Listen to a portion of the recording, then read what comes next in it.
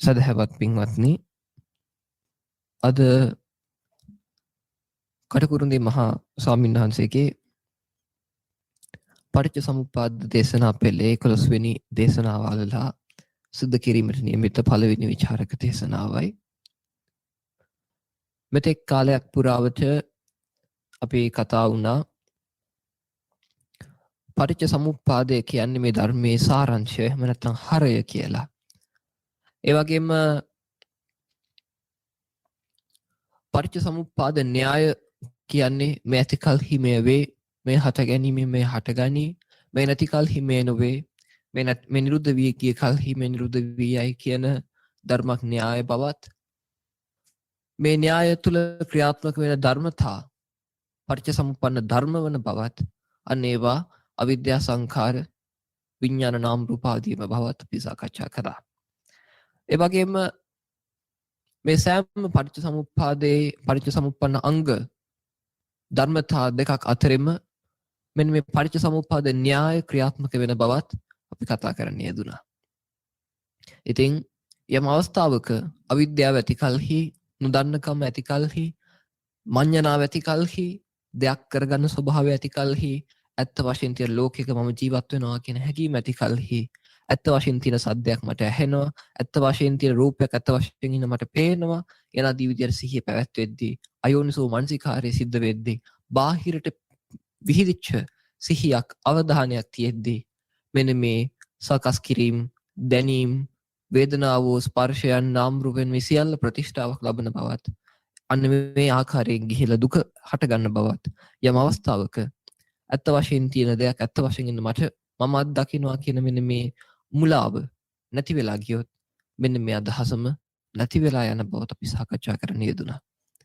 ඉතින් අපි තවදුරටත් ඉදිරියට දේශනාව ශ්‍රවණය කරමු. ඊට පස්සේ විචාරය සිදු කරනවා ඇති. සදහවත් පින්වතුනි, සලපුර පසළොස්වක පොය දවසක සිලෝගුරු භාග්‍යවත් සම්මා සම්බුදුරජාණන් වහන්සේ ලෝකයා හමුවේ තිබූ චතුරාර්ය සත්‍ය ධර්මය එතෙක් ලෝකයා නොඇසූ විරු අන්දමේ ආශ්චර්යවත් ධර්මයක්. දුක්ඛ සමුදය නිරෝධ මාර්ග කියන ආර්ය සත්‍ය හතරම පදනම් වෙලා තියෙන්නේ පටිච්ච සමුප්පාද ධර්ම නියාමතාව මතයි. ඒක නිසා අද මේ ඇසළ පොයේ දවසේ අපි අපේ 11 වෙනි පටිච්චසමුප්පාද දේශනාවට මාතෘකාව හැටියට නිරෝධ සත්‍ය ඉදිරිපත් කරගන්න බලාපොරොත්තු වෙනවා. ඒ නිරෝධ සත්‍ය ලෝකයායතෙක් නොඇසූ විරු එකක් බව ප්‍රකාශ කෙරෙන ගාථා තුනකුයි අපි ඉදිරියට ගත්තේ. ඉතිවුත්තක පාළියේ තික නිපාතයේ මේ ගාථා තුන හඳුන්වලා ලැබෙන්නේ මෙන්න මෙහෙම පාඨයකින්. උත්තං හේතං භගවතා උත්තං අරහතාති මේ සුතං. අරහත් භාග්‍යවතුන් වහන්සේ විසින් මෙසේ වදාරන ලදයි පවිසින් නැසන ලදී. අදාරපු කාරණේ කෙටියෙන් සඳහන් වෙන්නේ රූපෙහි භික්කවේ අරූපා සම්දතරා අරූපෙහි නිරෝධෝ සම්තරෝති. මහණෙනි, රූප තත්ත්වයන්ට වඩා, රූප ධානවන්ට වඩා අරූප ධාන ශාන්තිය, අරූප ධාන වලට වඩා නිරෝධේ ශාන්තිය. ඊළඟට ප්‍රකාශ වෙනවා කෙටියෙන් මෙන්න මේ ප්‍රමාණ කාරණයක් භාග්‍යතුන් වහන්සේ ප්‍රකාශ කළා. එහිලා මෙසේද කියනු ලැබේ කියලා ඔන්න ඊළඟට අර ගාථා තුන දක්වන්නේ. ඒ ගාථා වල අර්ථය අපි බලමු. යේච රූපෝපගා සත්තා යේච අරූපඨායිනෝ. රූප ධාන වලට එන්නත රූප තත්ත්ව වලට, රූප භව වලට එළඹෙන යම් සත්‍යෝ වෙද්ද, ඒ වගේම ඒක අරූපඨායිනෝ, අරූප භවයන්හි සඳහා සිටින යම් සත්‍යෝ වෙද්ද, නිරෝධං අපජානන්තා, නිරෝධය තේරුම් නොගැනීම නිසා ආගන්තාරෝ පුනබ්භව, නැවත නැවත භවයට පැමිණෙනවා. යේච රූපේ පරිඥාය, යම් කෙනෙක් රූපයේ තත්ත්වය පිළිසිඳ දැනගත්තා නම්, ඒ වගේම අරූපේසු අසංඛිත, අරූපයන්හි රඳන්නේ නැත්නම්, නිරෝධේ තේ විමුච්ඡanti තේ ජනා මච්චුහායනෝ, ඒවයිත් නොරඳා යම් කෙනෙක් නිරෝධී විමුක්ත වෙද්ද, ඒ සත්‍යයෙන් තමයි, ඒ අය තමයි මාර්යා පළවහරින්. ඊළඟට කායේන අමතං ධාතුන් පුසයිත්වා නිරූපදීන් උපදීපටි නිස්සග්ගං සච්චිකත්වා අනාසවෝ දේශේති සම්මා සම්බුද්ධෝ අසෝකං විරජං පදං. කයින් නිර්පදී නම් වූ අමෘත ධාතුව ස්පර්ශ කරලා කායේන අමතං ධාතුන් කුසයිත්වා නිරුපතින් උපදීපටි නිස්සද්දං සච්චිතත්වා.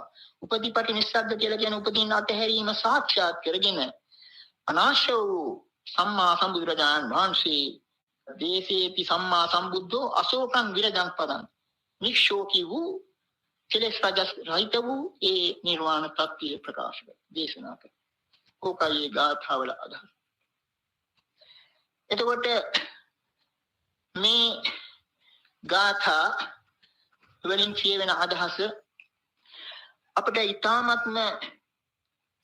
පැහැදිලිව ප්‍රකාශ කෙරෙන වටිනා සූත්‍රයක් තමයි දීඝනිකායේ පොට්ටපාද සූත්‍රය. මේ දීඝනිකායේ එන පොට්ටපාද සූත්‍රයේ දී ඒකේ නිදාන කතාව හැටියට දැක්වෙන්නේ මෙහෙමයි. බුදුරජාණන් වහන්සේ සවැත් නුවර ජේතවනාරාම වැඩ වාසය කරන කාලයක පොට්ටපාද කියන පරිබ්‍රාජකයා සිය ගණන් පරිබ්‍රාජක පිරිසක් එක්ක මල්ලිකා රාමයේ නමැති මල්ලිකා දේවිය ඒ අන්‍ය තීර්ථකයන් සදා තනු ශාලාවෙහි වාසය කළා. බුදුරජාණන් වහන්සේ එක දවසක් සවැත් නුවරට පිණ්ඩපාතයේ ඇතුල් වෙලා කල්පනා කරනවා සවැත් නුවරට පිණ්ඩපාතයේ ඇතුල් වෙන්න දැන් කල් වැඩි, මම යන්න ඕන මේ පොට්ටපාද පරිබ්‍රාජකයන් මල්ලිකාරාමයට පොට්ටපාද පරිබ්‍රාජක හමු වෙන්න කියලා හැම අදහස් කරලා බුදුරජාණන් වහන්සේ ඒ දිශාවට වඩිනකොට පොට්ටපාද පරිබ්‍රාජකයා ඒ වෙලාව වෙනකොට බොහෝ තැන්වල ඔහොම සඳහන් වෙනවා යන්න තීර්ථකින් පිළිබඳව. අර ඒ පරිබ්‍රාජක පිරිස එක්ක ධර්මානුකූල නොවන දෙතිස් කතාවෙන් යුක්තව උසහඬින් හඬ නගමින් කතාවෙන් කරමින් හිටියා. පොට්ටපාද පරිබ්‍රාජක ඈතදීම දෙකලා භාග්‍යතුන් වහන්සේ වඩිනවා. තමන්ගේ පිරිස නිහඬ කළා. භවත්නි නිහඬ වෙන්න ඔන්න භාග්‍යවත් ශ්‍රමණ ගෞතමයන් වහන්සේ වැඩම කරනවා. උන්වහන්සේ නිහඬියාව ප්‍රිය කරන කෙනෙක්, නිහඬියාවට වර්ණනා කරන කෙනෙක් කියලා කිව්වහම ඔන්න පිරිසත් නිහඬ වුණා. බුදුරජාණන් වහන්සේ එතනට වැඩම කළා. එනකොටම පොට්ටපාද පරිබ්‍රාජකයා ස්වාගතම් කියලා පිළිගත්තා. වඩින්න භාග්‍යවතුන් වහන්සේ බොහොම කාලෙකින් මේ පැත්තට ආවේ කියලා උස්සාසනයක් බුදුරජාණන්සේට පනවලා බුදුරජාණන් වහන්සේ වැඩ කරනාට පස්සේ මිටි ආසනයක ඉඳගත්තා. ඉඳගත්තා බුදුරජාණන් වහන්සේ පොට්ටපාද පරිබ්‍රාජකයන් අහනවා, පොට්ටපාද මං එන වෙලාව වෙනකොට ඔබ හැම මොකද්ද කොයි විදිහ කතාවකද එදලා හිටියේ? එතකොට පොට්ටපාද පරිබ්‍රාජකයා කියනවා, මහණෙනි භාග්‍යතුන් වහන්සේ ඒ බඳු කතාවල් භාග්‍යතුන් වහන්සේට අහන්න දුර්ලභ නැහැ. ඒ කතාව තිබී ඒවා කියනෝනේ වෙන මාතෘකාවක් මතු කරනවා. මොකද්ද? ඊටම වැදගත් මාතෘකාවක්. ස්වාමීනි මේ පහුගිය දවස්වල කුතුහල ශාලා නමිති ඒ කාලේ ඔය ආණ්ඩෙට නොයෙකුත් විවිධ සමන බ්‍රාහ්මණීන්ට එකතු වෙලා රැස්වීම පවත්වන්න ඉඩ තිබුණු කුතුහල ශාලාවේ රැස්වුණු ශ්‍රමණ බ්‍රාහ්මණ පිරිස අතර මෙන්න බෙමඳු කතාවක් මතු වුණා. කෙසේද අபிසඤ්ඤා නිරෝධය වෙන්නේ? අபிසඤ්ඤා නිරෝධය කියලා කියන්නේ පින්වතුනි සංඥාවේ ඉහළ මට්ටම් නිරුද්ධ වීම කෙසේ වෙන එකක්ද කියලා. මේ මාතෘකාව මතු වුණාම මේ පොට්ටපාදයන් මේ කතා කරන්නේ මේ මාතෘකාව මතු වුණාම අතම් කෙනෙක් මෙන්න මෙහෙම කිව්වා. අහේතු අපච්චය කියන්නේ හේතු ප්‍රත්‍ය කිසිවක් නැතිවයි සංඥාව පුරුෂයෙකු තුළට ඇතුල් වෙන්නේ පිට වෙන්නේ. සංඥාව ඇතුල් වුණාම මේ පුද්ගලයා සංඤී වෙනවා, පිට වුණාම අසංඤී වෙනවා. ඔන්න එක්කෙනෙක් එක පොල්ලක් කියාපු මත. දැන් මෙතන අපි නැවත පැහැදිලි කරගමු. උඩ ගාථාවේදී පැහැදිලි කළා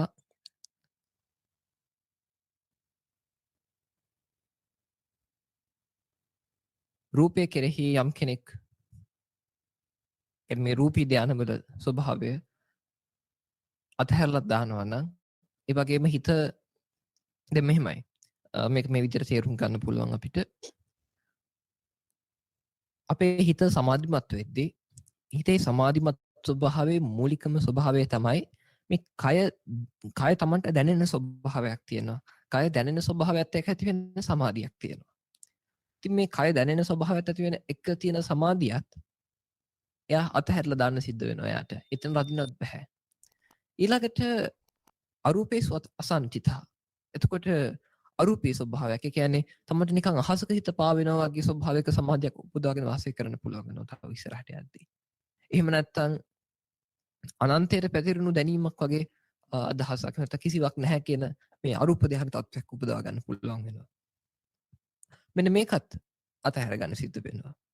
අනිට පස්සේ කියනවා අරූපේහි නිරෝධෝ මේ අරූපයත් නිරුද්ධ කරලා දාලා මේ අරූපී ස්වභාවය තුලත් ඒ කියන්නේ කියන්නේ අහසයික අත්දකින්න මමයි කියලාවත් අදහසක් නැත්තම් ඒකත් හිතින් එතන නිරෝධ වෙන සියුම් ධර්මතාවයක් සියුම් දැන සිටීමක් කියලා තේරුම් ගන්න කෙනාට මොකද සිද්ධ වෙන්නේ?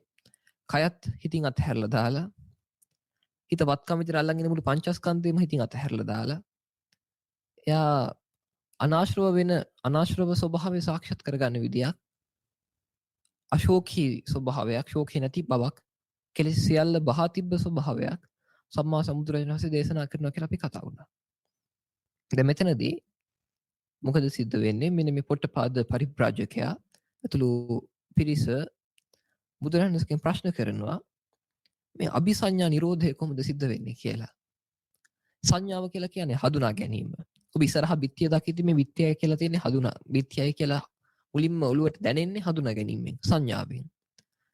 කොහෙවත් තියෙන අමුතු දෙයක් නෙමෙයි. පළවෙනි දේ. මේ පංචස්කන්ධය කියලා කියන්නේ තමන්ගේ හිත කියන්නේ හිත කියලා දෙයක් කරලා ගත්තොත් ඒකත් බොරුවක්. එහෙම එකකුත් නැහැ. වෙනම වෙන් කරන්න. එතකොට මේ දැනෙන ස්වභාවය ගත්තොත් මේ මොහොතේ අත්දැකීම ගත්තොත් මේ තත්පරේ දැනෙන දැනීමක් වේද? ඒ දැනීම තුල තමන් මමයි මගේ මට දැනෙනවා මමයි මගේ කියලා යමක් වෙන් කර ගන්නවද? අයිතිවාසිකමක් පනව ගන්නවද? ඒ පනව ගන්නා වූ ආකාර පහක් තියෙනවා. ඒ ආකාර පහට කියන පංච උපාදානස්කන්ධය කියලා. එක්කෝ මේ මගේ ඇගයි කියලා පනව ගන්නවා. එහෙම නැත්නම් භෞතික රූපයක් ශබ්දයක් මේ මගේ දෙයක් මේක මෙහෙම ඇත්ත වශයෙන් තියෙන දෙයක් කියලා පනව ගන්නවා. මේ තත්පරය සිද්ධ කරගන්න දෙයක්. මේ තත්පරේ අත්දැකීම තුල බෙදෙන දෙයක්.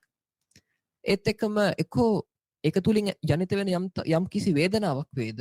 අනේ වේදනාව දෙයක් කරලා ගන්නවා. අන්න වේදනාව. ඊළඟට දැන් ඉස්සරහා තියනවා කියලා හිතන්නකෝ පෑනක් ඔබ ඉදිරියේ ඔබ මේ ඉදිරියේ තියෙනවා පෑනක්. එතකොට මේ පෑන බලන මම කියන අදහසක් තියෙනවනේ ඒක රූපය එතන මේ මොහොතේ අරමුණු වෙන. ඊළඟට පෑන කියලා දෙයක් හිතට හිතෙනවා නම් අන්න ඒ පෑනේ භෞතික ස්වභාවයක් හිත ඇතයි කියලා ගන්නවා නම් අන්න ඒක රූපස්කන්ධය වෙනවා එතනදී. ඊළඟට මූලික වශයෙන් ශරීරය ඇති වෙන්නේ මේ පෑන බලන මම කියන අදහස. ඊළඟට පෑන දිහා දැක්කට පස්සේ යම් කිසි සබ්බ දුක් රහිත වේදනාවක් තියවද? පෑන ජරා වෙලා නම් ඔන්න දුක් වේදනාවක් ඇති වෙන්න පුළුවන්. අන්න ඒ වේදනාව. ඊළඟට මේ හඳුනා ගැනීම කියලා කියන්නේ මේක පෑනක් කියලා තමන් සිතුවිල්ලක් උපදවා ගන්න අවශ්‍ය නැහැ. මේ එක පැත්තක් දිහා බලලා මේ පෑන දිහා බලද්දි තමන් හිත ඇතුලෙන් අදහසක් තියෙනවා මේක පෑනක් කියලා. ඒක වෙනම කරන හිතා ගැනීමක් විදියට පෑනක් කියලා දෙයක් මෙතන තියෙනවා කියලා අර වෙනම කරගන්න සංස්කරණයකට වඩා සාමාන්‍යයෙන් ඒ කියන්නේ ඒක පෑනක් බව දන්නවා හිත. ඒක ලාවට දැක්කත් ඒක පෑනක් බව දන්නවා. දැනෙන ගතියක්, දන්න ගතියක්. හඳුනාගත්තු ස්වභාවයක්. අන්න ඒකට කියනවා සංඥාව කියලා. ඉතින් මෙන්න මේ සංඥාවේ ගැඹුරු මට්ටම නිරුද්ධ වෙලා යන්නේ කොහොමද කියලා බුදුරජාණන්සේගෙන් ප්‍රශ්න කරනවා. එතනදී සංඥාවේ ගැඹුරු මට්ටම කියලා කියන්නේ පෑන දිහා මුලින්ම බලද්දී එතන තියෙන්නේ පෑන කියලා ගත තැන තියෙන්නේ හඳුනා ගැනීමක්. ඊළඟට විත්‍ය දිහා බලද්දී තියෙන්නේ හඳුනා ගැනීමක්. මේක නිල් පාට මේක රතු පාට මේක කොළ පාට කියලා යම් පාටක් තේරුම් ගන්න එතන තියෙන්නේ හඳුනා ගැනීමක්. ඊළඟට ඒකත් නිරුද්ධ වෙලා ගිහිල්ලා හිත නිකන් පාවෙන ගතියක් ඇති වුණොත් මේ පාවෙන ගතිය හඳුනාගන්නෙත් හඳුනාගේ සංඥාවකින්. ඒකටත් කියන්නේ හඳුනා ගැනීමක් කියලානේ. සංඥාවක් කියලා. එතකොට ඒකත් ඉක්මවලා යා හිත ශුන්‍යතාවයකට වගේ සමාධියකට පත් කරගත්තොත් ඒ තුල යට තියෙන්නේ හඳුනා ගැනීමක්. එතනත් හඳුනා ගැනීමක් තියෙනවා. ශුන්‍යතාවයේ දැනෙන ගතියක්. ඒ කියන්නේ දැන් ශුන්‍යතාවයක ස්වභාවය අපි ඉස්සර කතා වුණා විපස්සනා සමාධියක් තුල පවා සමාධියත් එක්ක ඒක අත්දකින මමෙක් ගැන කියන්නේ ඒක මට දැනෙනවා කියලා කියන්නේ සමාධියයි හිස් බවයි ඒක බලන හිත. සමාධියයි බලන හිතයි ඔය විදිහට දෙක සාමාන්‍යයෙන් ප්‍රායෝගිකව බැලුවොත් හිතට දැනෙන්නේ. එතකොට මේ නිර්වාණ ධාතුවේදී තමයි පරිපූර්ණ වශයෙන් යම් කෙනෙක්ට පිරිසිදුව අරමුණු වෙන්නේ සබ්බ සංකාර සමතේ විතරක්ම. ඒක බලන හිතක් නැතුව. ඉතින් මේ ප්‍රශ්නය ඇවිල්ලා මේ සංඥාව හඳුනා ගැනීම ඒකේ ගැඹුරුම මට්ටම වෙච්ච. දැන් සියුම් හිස් බවක් හඳුනා ගන්න ගතිය හෝ වේවා ඊළඟට හතරවෙනි ධ්‍යානයක තියෙන උපේක්ෂාව හඳුනා ගන්න ගතිය හෝ වේවා මෙන්න මේ වගේ අතිශය සියුම් සංඥා මට්ටමක් ඊටත් වඩා ගත්තොත් නේව සංඥා නා සංඥායතන තුල තියෙන භාවනාව හිත සියුම් කරගෙන ගිහිල්ලා අන්තිමට හඳුනා ගන්න ගතියක් දැනෙන ගතියක් ඇත්තෙත් නැති ගතියක් දැනෙන මෙන්න මේ ස්වභාවයත් මෙන්න මේ තියෙන ගතියත් කොහොමද නිරුද්ධ කරලා දාන්නේ කියලා අහන ප්‍රශ්නයක් මේක. ඒ කියන්නේ සංඥාව හඳුනා ගැනීම කියලා අමුතු බර වචනයක් කියලා ගන්න දෙයක් නැහැ. ඒගොල්ලෝ අමුතු දෙයක් කතා කරේ නැහැ. කතා කරන්නේ මේ සිහි ඇති බව. එහෙම නැත්නම් මේ දැනෙන බව, කොන්ෂියස් ගතිය, හඳුනා ගන්න පුළුවන් ස්වභාවය, හඳුනා ගන්න පුළුවන් ස්වභාවයේ උප්පරිම මට්ටමත් නිරුද්ධ කරන්නේ කොහොමද කියලා අහන්නේ. සාමාන්‍ය හඳුනා ගැනීමට කියනවා පේනවා, පේන දේ, ඇහෙන දේ පාට අහවලා මේක කියලා. ඉතින් එහාට ගියට පස්සේ තමන්ගේ කය හඳුනා ගන්නවා කියන්න පුළුවන්. හිතේ සිතුවිල්ල හඳුනා ගත්තා කියන්න පුළුවන්. තවත් ටිකක් ගැඹුරට ගියට පස්සේ මට පහ වෙනවා වගේ දැනෙනවා කියන්න පුළුවන්. ඊට පස්සේ හිත බොහොම සමාධිමත් කියලා දැනෙනවා වෙන්න පුළුවන්. හඳුනා ගත්තා වෙන්න පුළුවන්. තව ටිකක් ගියට පස්සේ මේක හිස් බවක් කියලා හඳුනා ගත්තා වෙන්න පුළුවන්. දැන් හතරවෙනි ධ්‍යානයක තියෙන අතිශය උපේක්ෂාවක් හඳුනනවා වෙන්න පුළුවන්. ඊළඟට නේමසඤ්ඤා නාසඤ්ඤායතන වගේ කියොත් නිකන් හඳුනා ගන්න ගතියක් ඇත්තෙත් නැහැ නැත්තෙත් නැති හැබැයි දැනගන්න ගතියක් තියෙනවා මොකක් හරි මැරිලා නැහැ නිින්ද ගිහලා නැහැ මේ. අන්න මේ තියෙන සියුම් හඳුනා ගන්න ස්වභාවයත් නැති කරන්නේ කොහොමද කියලා ප්‍රශ්නය අහන්නේ. බොහොම පැහැදිලි ප්‍රශ්නයක්. සාවධානව මොකක්ද දෙමු ඉස්සරහට. ඉතින් එතකොට එක්කෙනෙක් උත්තර දෙනවා කියනවා මේක මේ දැන් හඳුනා ගැනීම ඇති උනේත් කවුරුත් ඇති කරවලා නෙමෙයි.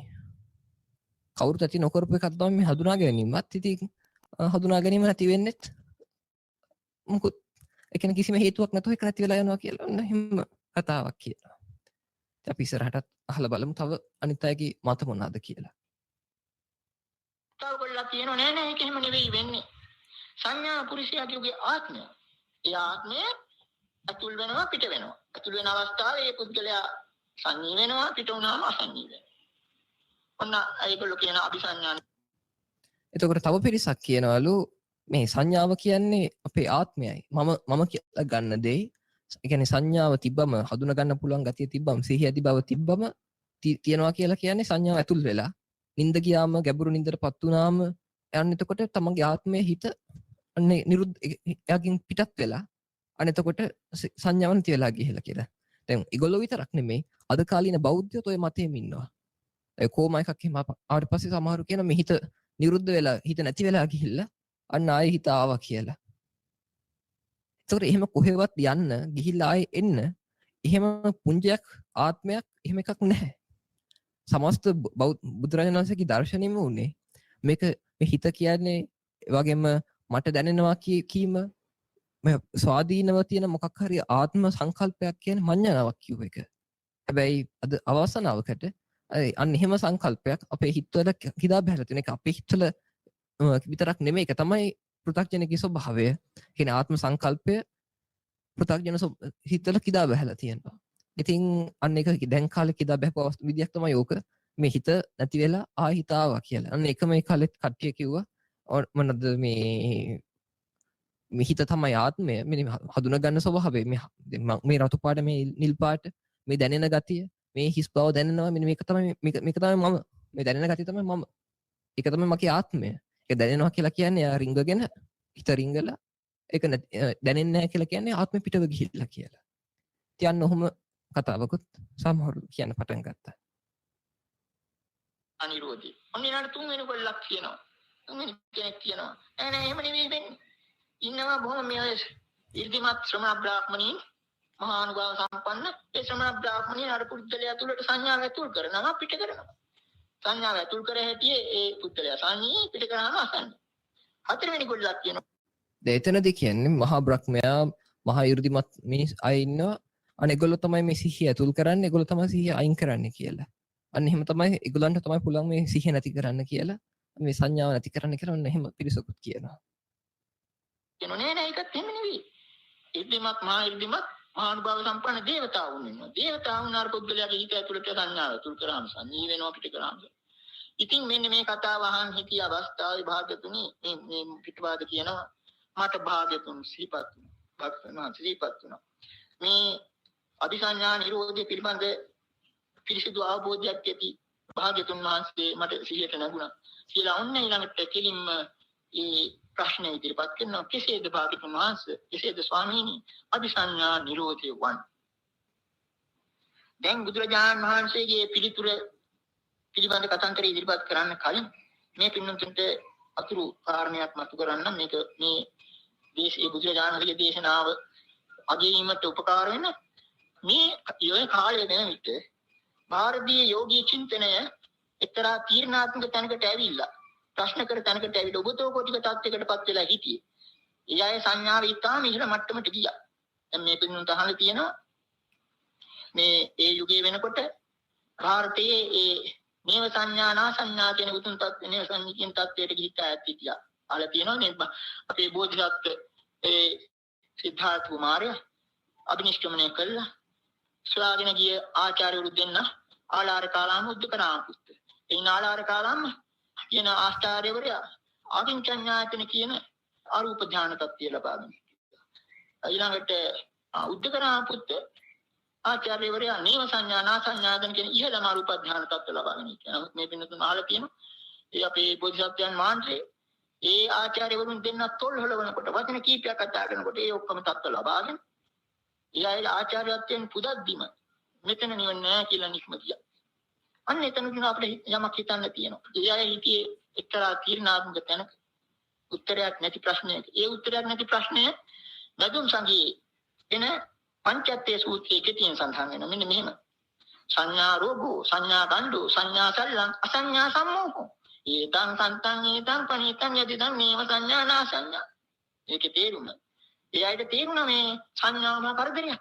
සංඥාව රෝගයක්, සංඥාව ගඩක්, සංඥාව උලක්. නමුත් අනිත් පැත්ත බලනකොට අසංඥා සම්මෝහ සංඥාව නැතිවීම තුලින් මෝහයට වැටෙනවා. ඒක නිසා ඒකට අතරමැදි තත්ත්වයක් හැටියට විසඳුම මොකද්ද? මේව සංඥානා සංඥා සංඥාව ඇත්තෙත් නැහැ නැත්තෙත් නැහැ. අපි පහුගිය දේශනාවල මේ පින්නතුන්ට ඒක උපමාව කළේ සීසෝ පැතිල්ලක්. ඔන්න කොටිම කියොත් ඒ යෝගීන් සීසෝ පදමින් හිටියේ.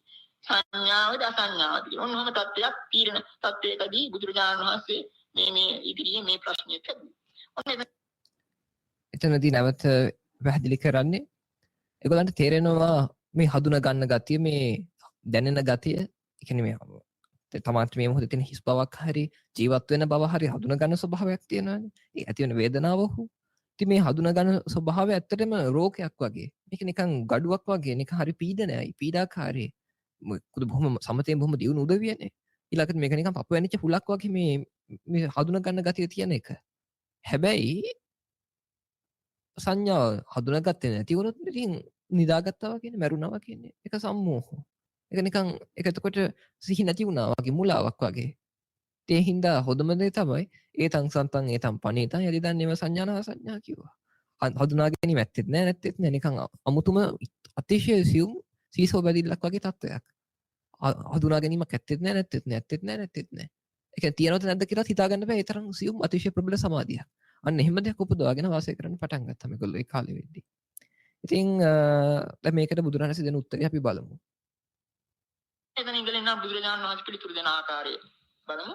බුදුරජාණන් වහන්සේ ප්‍රකාශ කරන පළමුවෙන්ම පොට්ටපාද. ඒ යම් ශ්‍රමණ බ්‍රාහ්මණින් කියවනා හේතු අප්‍රත්‍යව හේතු ප්‍රත්‍ය කිසිවක් නැතිව සංඥාව ඇති වෙනයි පුරුෂයෙකුට කියලා. එයා මුලම වරද්දගත්තා. එයා මුලම වරද්දගත්තා. මොකද හේතුව? ඔන්න බුදුරජාණන් වහන්සේ ප්‍රකාශ කරන ධර්මානුකූල නිගමනය. සහේතු හි පොට්ටපාද සප්පච්චය පුරුෂස්ස සංඥා උප්පජ්ජන්ති නිරුද්ධන්ති නිරුද්ධන්ති. හේතු ප්‍රත්‍ය සහිතවයි පුරුෂයෙකුට සංඥාව ඇති වෙන්නේ නිරුද්ධ වෙන්නේ.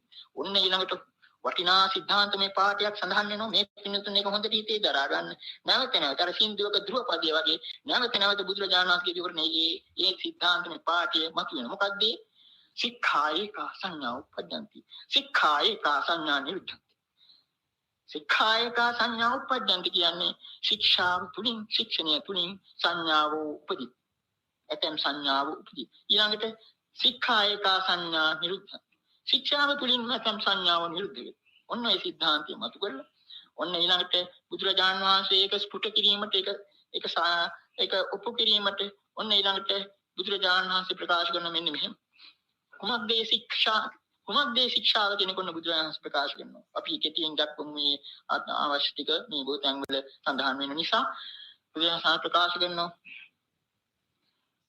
තථාගත සම්මා සම්බුදු කෙනෙක් ලෝකේ උපදිනවා.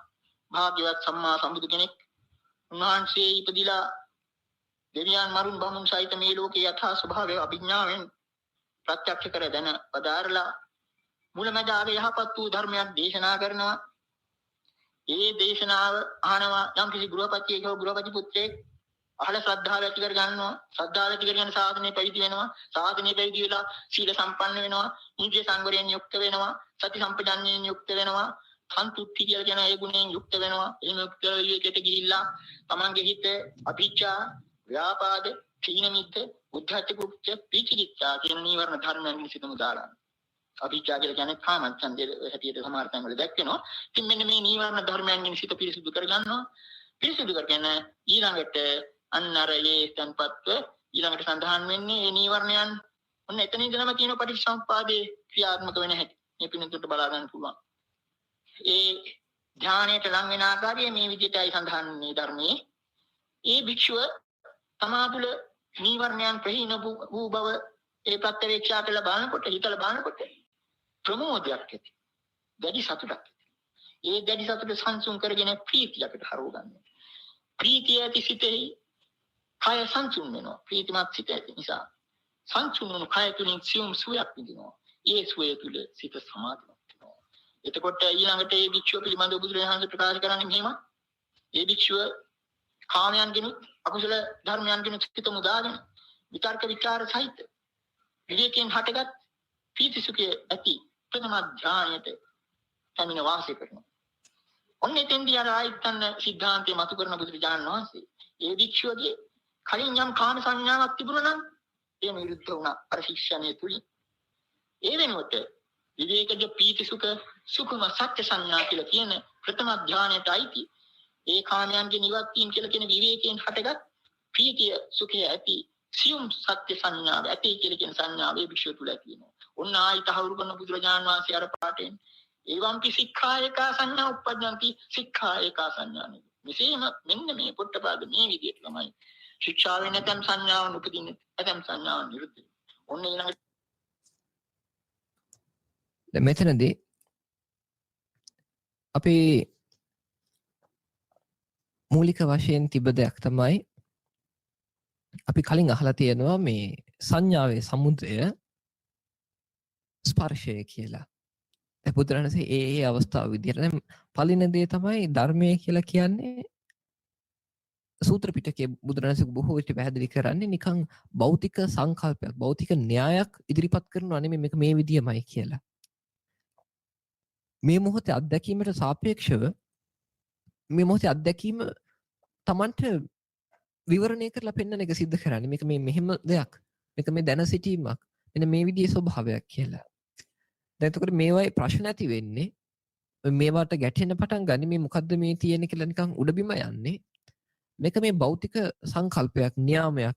අර විද්‍යාවේ කතා වෙන නිව්ටන්ගේ නියමය වගේ මේ නියම විදිහට හිතාගත්තු කට්ටියට. දැන් සංඥාවේ සමුදය මේකමයි කියලා ඒක එල්බගත්තු කෙනෙක් ඉන්නවා නම් අන්න යාට මෙතන ප්‍රශ්නයක් ඇති වෙනවා. දැන් මේකේ කියනවා සංඥාව ඇති වෙන්නේ ශික්ෂණයේ තියෙන හිඳයි කියලා. තව තැනක කියනවා සංඥාවට හේතුව ස්පර්ශයයි කියලා. ඉතින් කෙසේ හෝ වේවා ස්පර්ශය කියලා දැක්වේ මොකද්ද? මේ පංචස්කන්ධ පරයයන් අපි ගැඹුරින් කතා කරද්දී මේ හඳුනා ගැනීමක් ඇති වෙන්න හේතු වෙන්නේ ඒක යම් දෙයක් මට පෙනුණා කියලා ස්පර්ශ වීම. ඒ කියන්නේ දැන් පෑන පෙනෙන එක නම් ඇත්ත වශයෙන් තියෙන පෑන ඇත්ත වශයෙන් ඉන්න මට ඇත්ත වශයෙන් ඉන්න හිතින් දැනගත්තා කියලා. ඉතින් අන්න ඔය ස්වභාවයේ ඔය ස්පර්ශ මට්ටම තුන් පැත්ත පනවගත්තු තැන පෑන කියන හඳුනා ගැනීම බලවත් ඇති වෙන පටන් ගන්නවා. ඒකත් එක උපාදානිය වෙනවා. දැන් මෙතනදී මේ කතාව වෙන්නේ එහෙම දෙයක් නෙමෙයි. අපේ ප්‍රශ්නය ඇවිල්ලා ඔය විදිහේ මේ ගැඹුරු විපස්සනාවක් ගැන නෙමෙයි අපි මේ කතාව වෙන්නේ. මේ සියුම් දැනෙන මට්ටම එහෙම නැත්නම් හඳුනා ගන්න මට්ටම උසස් ගණේ සංඥාව හඳුනා ගැනීම නිරුද්ධ කරන්නේ කොහොමද කියලා. මෙන්න මේ ප්‍රශ්නය ගැන කතා කරද්දී එක්කෙනෙක් කියනවා මේ උසස් ගණේ ඒ කියන්නේ මේ බොහොම සියුම් විදිහේ හඳුනා ගැනීම ඒ තත්ත්ව පවා නිරුද්ධ කරන්නේ කොහොමද කියලා ප්‍රශ්නය අහද්දී මේක මේ හඳුනා ගැනීම ඇති වෙලා තියෙන්නේ හේතුවක් නැතුව. නිකන් අර උපතින්ම තියෙන එක පහළ වෙලා තියෙනවා. ඉතින් හේතුවක් නැති හින්දා ඒක ඉතින් නැති කරන්න බෑ. ඒක එහෙමම තමයි කියලා. සමහරව එහෙම කියනවා. ඒ හේතුවක් නැහැයි කියන අදහස තුළ පිහිටලා. අන්න එතකොට බුදුරජාණන් වහන්සේ අනිත් පැත්තට උත්තර දෙනවා. එයා මුලම වරද්ද ගත්තයි කියලා. එතකොට දැන් ඊට පස්සේ කියනවා මේ ශික්ෂණයේ හින්දා මේ සික්ඛායික සංඥා උපජ්ජන්ති සික්ඛායික සංඥා නිරුද්ධන්ති කියලා. මේ ශික්ෂණයේ හේතුවෙම ඇතම් සංඥාව ඇති වෙනවා. ශික්ෂණයේ හේතුවෙම ඇතම් සංඥාව නිරුද්ධ වෙලා යනවා. ඒකට දැන් බොහොම දල විදිය උදාහරණයක් කිව්වොත් අපි ඉස්කෝලේ ඉගෙන ගන්න දේවල් හින්දාම අපිට හඳුනා ගැනීම ඇති වෙනවා. අපි ඉගෙන ගන්න දේවල් වෙනස් කරද්දී අපිට ඒක නිරුද්ධ වෙලා යනවා. උදාහරණයකට උදේව්වේ විටමින් D තියනවා කිව්වම ඒක ඉගෙන ගත්තු හින්දා අවුව දැක්කට පස්සේ ඒක මතක් වෙනවා හඳුනා ගන්නවා. හැබැයි එහෙම එකක් ඒක එහෙම නැහැයි කියලා පස්සේ ඉගෙන ගත්තොත් ඒක එහෙම නැහැ කියලා හිතා ගන්නවා. මේ අම්මා කියලා ඉගෙන ගත්තට පස්සේ එයාට අම්මා කියලා කියනවා. එයා අම්මා නෙමෙයි එයා නෙමෙයි ඇත්තම අම්මා ආරයා කියලා පස්සේ අඳුරගත්තොත් නෑ නෑ මෙයා තමයි අම්මා කියලා හඳුනා ගැනීම වෙනස් වෙනවා.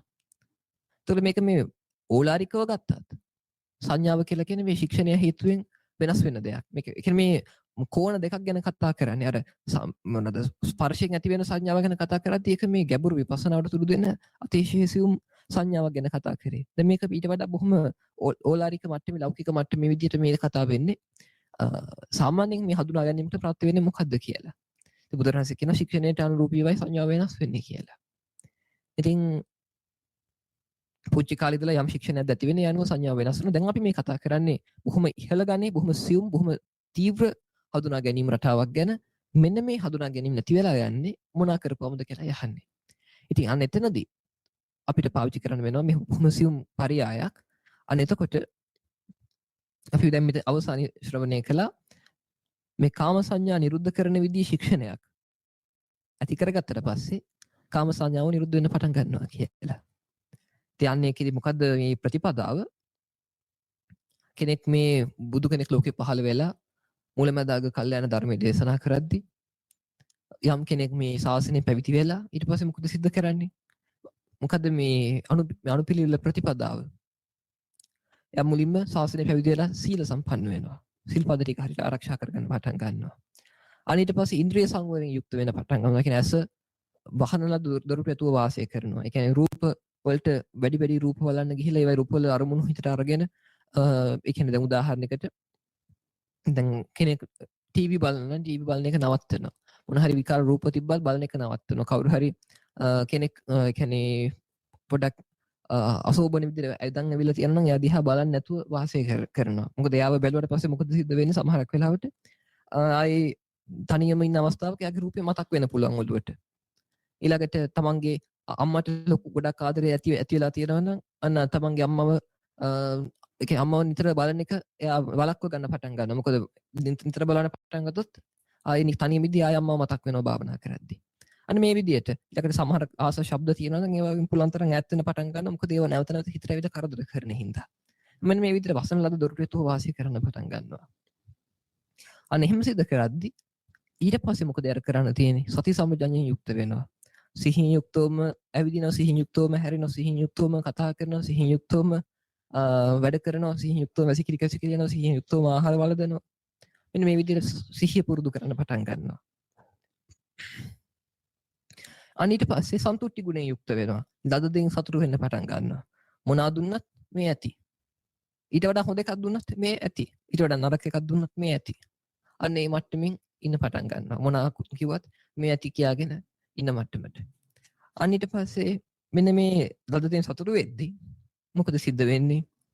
එයාට පුළුවන් වෙනවා විවේක ස්ථානයකට ගිහිල්ලා නිදහසේ වාඩි වෙලා ඉදි මෙයාගේ හිතේ තියෙන දැඩි ලෝභයෙන් ආසාවෙන් රාගික උමනාවල් වලින් හිත මුදා ගන්න පුළුවන් වෙනවා.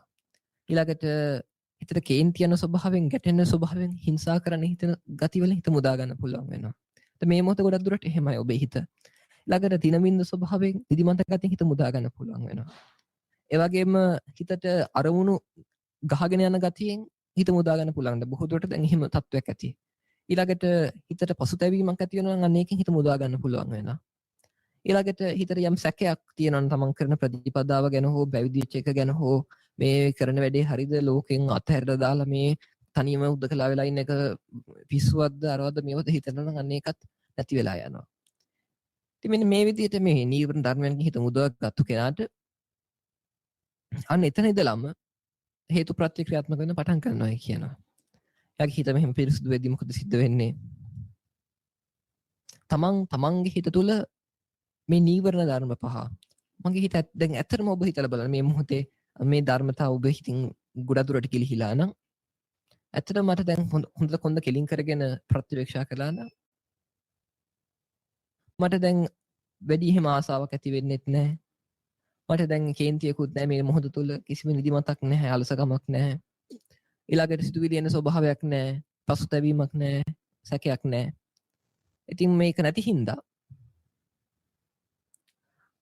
මේ නැති බව හිතට නැවත නැවත පිටිපස්සේ හැරිලා බලද්දි තමන්ට පේන පටන් ගන්නවා හිතට ප්‍රබෝධයක් ඇති වෙන පටන් ගන්නවා. නමුත් පිනා යන ගතියක්, ප්‍රබෝධයක්, දැඩි සතුටක් දැනෙන්න පටන් ගන්නවා. හරි සනීපයින් හරි සහනයක් නේ කියලා. අනේ දැඩි සතුට හින්දා මේ දැඩි සතුට හොඳට වින්දනය කරන්න ඕනේ එතකොට. අනේ කියන්නේ තමන්ට පුළුවන් වෙනවා ඒ කියන්නේ දැක්කෝ දැස් පියාගෙන කො නිකන් ඉද්දි හරි එක විදින්න. අන්න එතකොට මේව නැති බව ප්‍රත්‍යක්ෂ කරද්දී තමයි මේ ප්‍රබෝධයේ දැඩි සතුට උද්ගත වෙන්නේ. අන්න ඒ දැඩි සතුට දැඩි සතුට ඊට පස්සේ තමන්ට පුළුවන් වෙන තමන් තුළම කිදාවස්ස ගන්න. එහෙමම සංසුන් කරන්න. අන්න එහෙම සංසුන් කරද්දී අන්න ඒක ප්‍රීතියක් බවට හැරෙනවා. අතිශය ප්‍රබල හිතේ පිනා යන ගතියක්, ප්‍රීතිමත් ගතියක්, හැබැයි සංසුන්.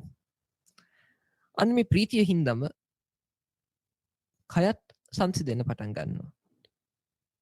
ප්‍රීතිමත් සිතක් ඇති ඒ වගේම සංසුන් කයක් ඇති මේ පුද්ගලයාට පුළුවන් වෙනවා මේ කයනුත් සියුම් සැපයක් වින්දනය කරන්න. අන්න ඒ සැපවත් ගතිය කය තුළ ඇති වෙන අමුතු සැපවත් ස්වභාවයේ හින්දාගේ හිත සමාධිමත් වෙනවා. ඕක තමයි ක්‍රමවේදය. ඒකට තුඩු දෙන්නේ මෙන්න මේ පංච නීවරණ යටපත් කරගන්න. දැන් ඔබේ හිත තුළ මේ නීවරණ යටපත් වෙලා නම් ප්‍රතිවික්ෂා කරලා බලන්න. මේව අනේ නෑනේ කියලා හිතෙද්දී අමුතු දැඩි සතුටක් ඇති වෙනවා. ඒ සතුට එහෙමම හිත ඇතුළට සංසුන් කරගත්තට පස්සේ ඒක අමුතු ප්‍රීතියක්, පිනායන ගතියක්, හිත කැවෙන ගතියක් ඇති වෙනවා හිතේ. අනේ ඒ ස්වභාවයත් කයටම සංසුන් කරද්දී කය අමුතු සැපයක් දැනෙන්න පටන් ගන්නවා. ඒ සැපයට හොඳට හිත යොමු කරද්දී හිතේ සමාධිමත් ගතියක් දැනෙනවා. ඉතින් ඒ සමාධිමත් ගතිය කොහොමද බුදුරජාණන් විස්තර කරන්නේ? අන්න එතකොට යාට දැන් ඒක ආසිද්ධ කරනවා නම් ආනාපාන සතිය හරහා ඒක පිටිස් කුණුප මේ කෙස් ඩොමිනියටත් මතක් කර එහෙම නැත්නම් මලමිනියක් දිහා නැවත නැවත බලමින් අන්න එතකොට එයාගේ හිතින් අකුසල සියල්ල ධර්ම නැති වෙලා ගිහිල්ලා රූප ශබ්ද ගන්ධ රස පහසට තියෙන ආසාවල් නිරුද්ධ වෙලා ගිහිල්ලා නීවරණ පහ වෙලා ගිහිල්ලා අර තමන් හිතට දෙන අරමුණට හිත නංවන අරමුණේ හිත පවත්තන ස්වභාවයත් එක්ක හිතේ ප්‍රීතියක් සහ සුවයක් විඳින්මින් ඒකාග්‍රව වාසය කරන්න පුළුවන් හැකියාව උද්ගත වෙනවා. මෙන්න මේකට කියනවා ප්‍රථම ධානයට පැමිණ වාසය කරනවා කියලා. ඉතින් මේ ප්‍රථම ධානයට පැමිණ වාසය කරන අවස්ථාවේ යම්තාක් රූප, ශබ්ද, ගන්ධ, රස, පහස ඇසුරකටගෙන යම් සංඥාවක් හඳුනා ගැනීමක් තිබ්බද ඒක නැති වෙලා ගිහිල්ලා සර්ව සම්පූර්ණයෙන්ම. ඒකට අන්න මේකම ඇති කියනවා මෙන්න මේ ශික්ෂණයේ හින්දම සංඥාව උපදිනවා. ශික්ෂණයේ හින්දම සංඥාව නිරුද්ධ වෙලා යනවා කියලා. අර මෙතෙක් වෙලා හිත සමාධිමත් කරමින් ආපු ධර්මය අහලා ආපු ශික්ෂණයේ හින්දා දැන් කාමයේ අතහැරිලා රූප, ශබ්ද, ගන්ධ, රස, පහස රදින් නැති 아무තු සිතින් උපදවාගත්තු සැපයක් විදින මට්ටමකට යවිලා තියෙනවා. ඉතින් මේ ශික්ෂණේ නැති වුණොත් මේ සැපේ නැති වෙලා ගිහිල්ලා ආය රූප, ශබ්ද, ගන්ධ, රස, පහස අසුරු කරගත්තු සැපයකට හිත දුවන්න පටන් ගන්නවා. මේක තමයි ඒ දේශනා කළේ. තව ඉදිරියට ශ්‍රවණය කරමු. ඊළඟට දෙවෙනි ධානයට යන්නේ නැති. කෙටියෙන් සලකා ගන්න මේ පින්නක. එතකොට ඊළඟට කියන්නේ කොටිකුත් සනම්මයි කියලාත් ඇති.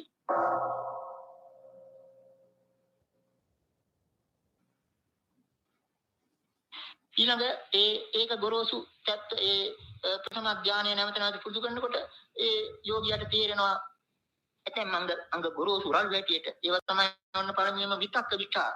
ඒක නිසා ඒ දෙවෙනි ධානයේදී කරන්නේ විතක්ක විචාර සංසිඳීමෙන් ඒ වෙනුවට සමාධියෙන් හටගත් ප්‍රීති සුඛයක් මතු කර ගන්නවා.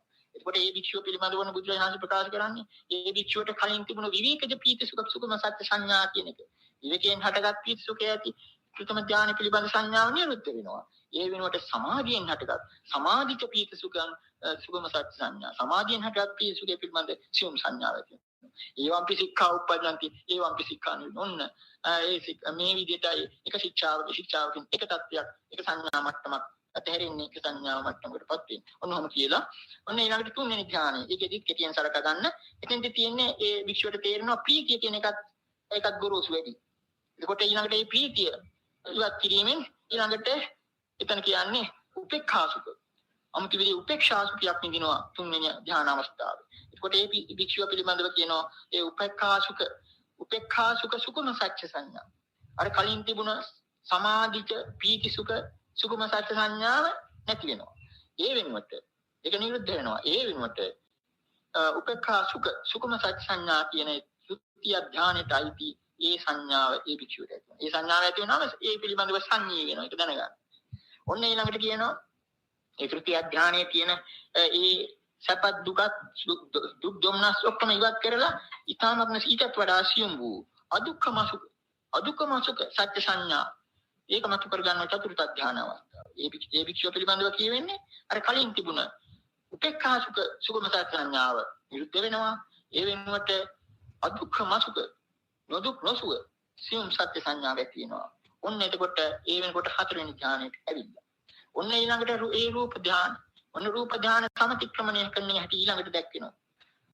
ඒ භික්ෂුව රූප සංඥාවන් ඉක්මවීමෙන් රූප සංඥාවත් එක්ක යන පටිඝ සංඥාව කෙලවර කිරීමෙන් ඒ එක්කම යන නානත්ව සංඥාව විවිධත්වයේ පිළිබඳ සංඥාව වෙනෙහි නොකිරීමෙන් අනන්ත ආකාශය අනන්තයි කියන ඒ නිමිත්ත අරගත්තු ආකාශ අනන්තය සමාපත්තිය සමයද.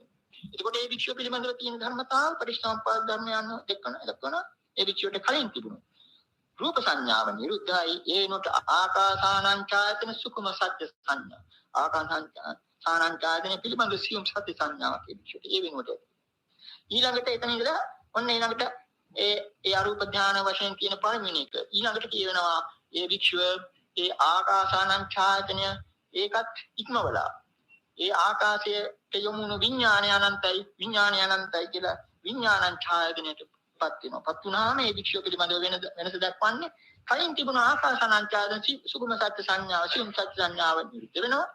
ඒ වෙනුවට අන්න අර විඥානංචායතන සුගම සත්‍ය සංඥාව මත වෙනවා. ඒවම්පි එතනත් බුදුහාමුදුරු පෙන්වන ආයතත් ඒවම්පි සික්ඛායක උපජ්ජන්ති ඒවම්පි සික්ඛා නිරුද්ධං. එසේ මෙන්න මේ විදිහට පොත්පාද ශික්ෂාවෙන් එක් සංඥා මට්ටමක් නිරුද්ධ වෙන්නේ උපදින්නේ කියලා ඒ විදිහට ඊළඟට ඔන්න ඊළඟට එන අමුතු අවස්ථාවක්.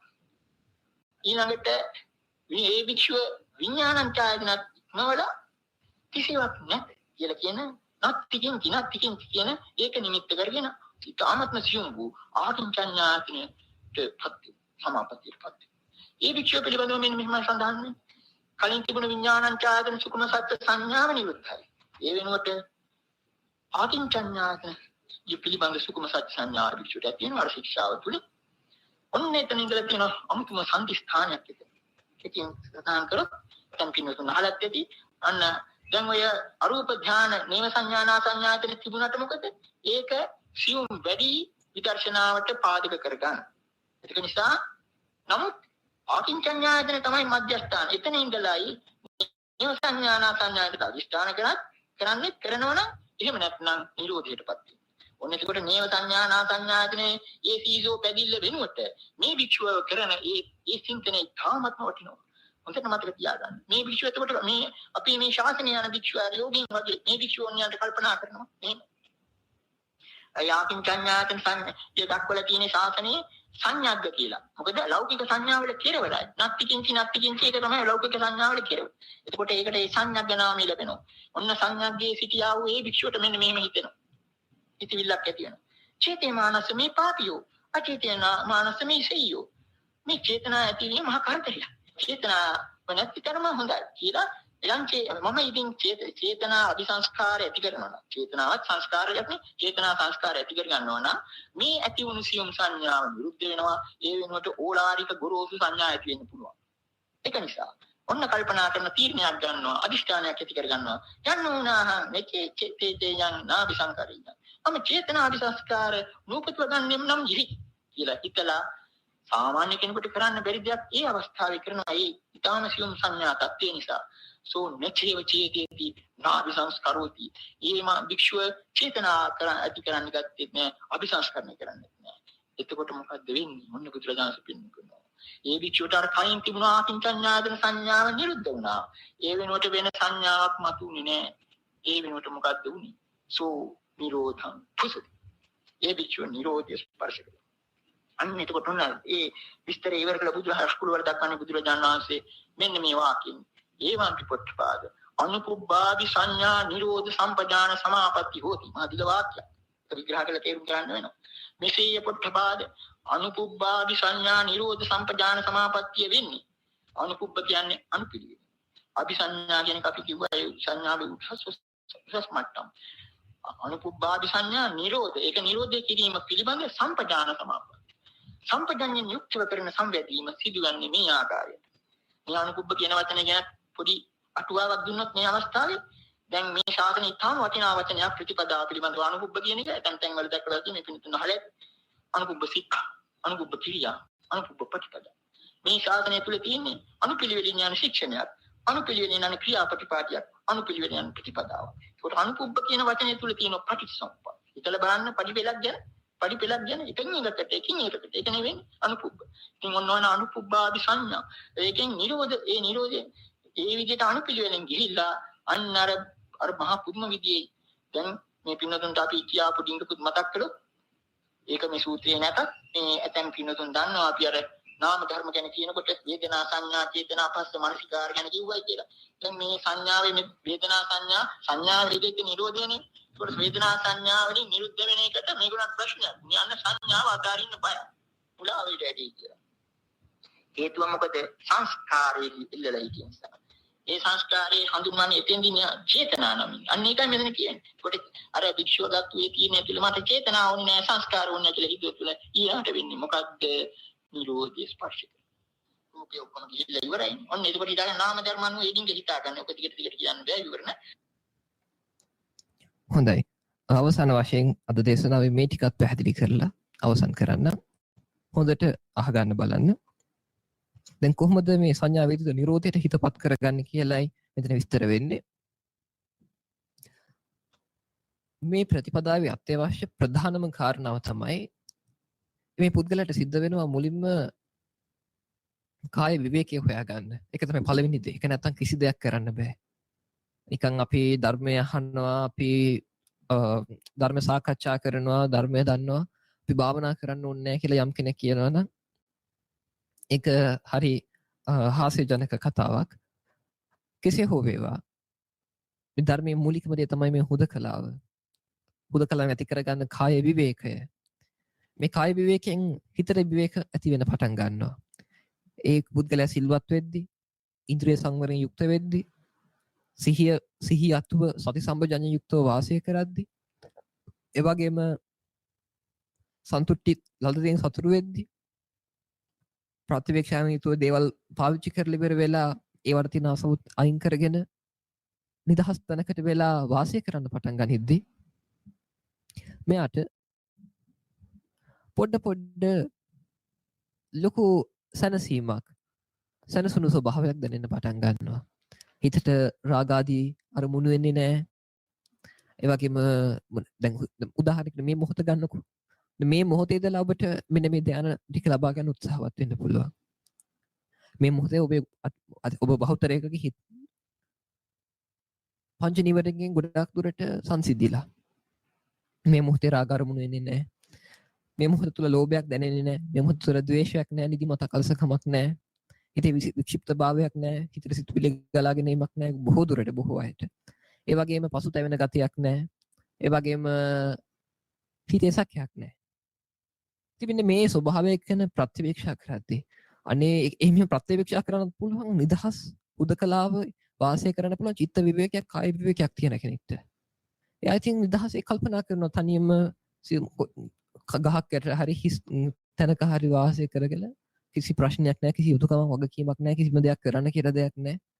අනේ කොච්චර දෙයක්ද මගේ හිත නිකන් මේවා විමුක්තයිනේ කියලා මහා සතුටක් මහා ප්‍රීතියක් හිතේ දැඩි සතුට වෙන ගතිය ප්‍රබෝධයක් දැනෙන්න පටන් ගන්නවා. හිත මේවා විමුක්තයිනේ කියලා. මේක දැනෙද්දී යාට පුළුවන් වෙනවා ඒකටම හිත දැස් පියාගෙන තමන්ගේ හිතටම සංවේදී වෙද්දී එයාට මේ හිතේ දැඩි සතුට සංසිඳවගෙන මේක ප්‍රීතිය බඩපත් කරගන්න පුළුවන් වෙනවා.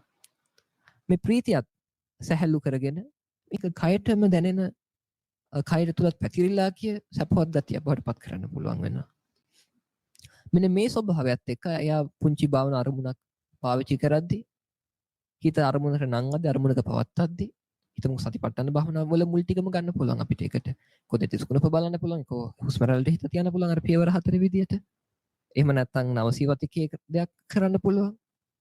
මෙන්න මේ විදිහට යම් අරමුණක හිත තියන්න නැවත නැවත පටන් ගනිද්දී ඒ කියන්නේ යම් අරමුණ හිත නංවන අරමුණේ හිත පවත්නවා. ආයේ දැන් ආස්වාස් ප්‍රාස්වාස් ආනාපාන සතිය නම් හුස්ම රැල්ලට හිත නංවන එක හිත පවත්නවා. ආයේ ප්‍රාස්වාසයට හිත නංවන එක හිත පවත්නවා. තප්පරයක් දෙකක්. අන්න මේක තමයි ගොඩක් දුරට භාවනාවක සිද්ධ වෙන්නේ. යම් අරමුණක හිත නංවීමත් නංවපු අරමුණ හිත පැවැත්වීමත් ටිකක් වෙලා. ඉතින් මෙන්න මේ විදිහට විතක්ක ਵਿਚාර සිද්ධ කරද්දී මෙන්න මේ ඇතිවෙච්ච කායික සැපයත් මානසික ප්‍රීතිමත් ගතියත් ප්‍රබෝධයත් හින්දා හිතින් රූප ශබ්ද ගන්ධ රස පහසට තියෙන ආසාව සම්පූර්ණයෙන්ම යටපත් වෙලා ගිහිල්ලා ඊළඟට මේ කාමච්ඡන්ද ව්‍යාපාද තීනමින්ද උද්ධච්ච කුච්ච විචිකිච්ඡා කියන පංච නීවරණයන්ට යටපත් වෙලා ගිහිල්ලා සර්ව සම්පූර්ණ විවේකයක් හිතට දැනෙන්න පටන් ගන්නවා. මේ විවේකයේ හින්දම මේ විවේකී හිතින් මෙයා මේ අරමුණට හිත නංවන අරමුණේ හිත පවත්තන මෙහෙම වාසය කරද්දී මෙන්න මේ විවේකී බව හින්දම හිතේ පිනා යන ගතියක් ප්‍රීතියක් ඇති වෙන පටන් ගන්නවා. මේ විවේකී බව හින්දම කය සපවත් වෙන ස්වභාවයක් තියෙනවා. ඒත් එක්කම එකතු වෙච්ච ඒකාග්‍රතාවයක් තියෙනවා.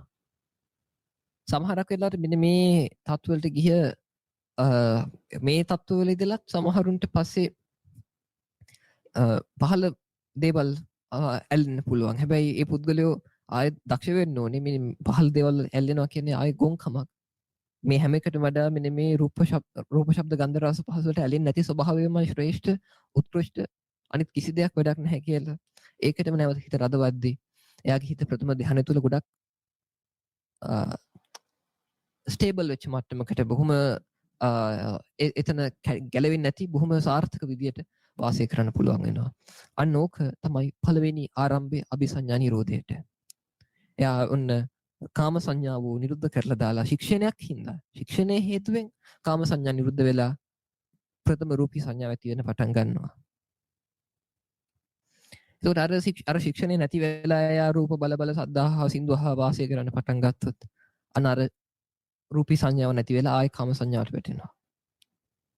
අන්ට පස්සේ නැවත කතා කරනවා. දැන් මේ පළවෙනි ධ්‍යානය තුල වාසය කරන කෙනා නැවත වතාවක් තේරුම් ගන්න පටන් ගන්නවා මේක විවේකයෙන් හටගත්තු පිනා යන ගතියක් සැපයක් විදිමින් වාසය කරද්දී මෙන්න මේ හිත අරමුණක නංවන්නේ අරමුණක පවත්තන එක. ඒ කියන්නේ හුස්ම රැල්ලට හිත නංවනවා ඒකේ පවත්තන. එහෙම නැත්නම් කේසා කියලා හිත නංවනවා ඒකේ හිත පවත්තනවා. ලෝමා කියලා හිත නංවනවා ඒකේ හිත පවත්තනවා.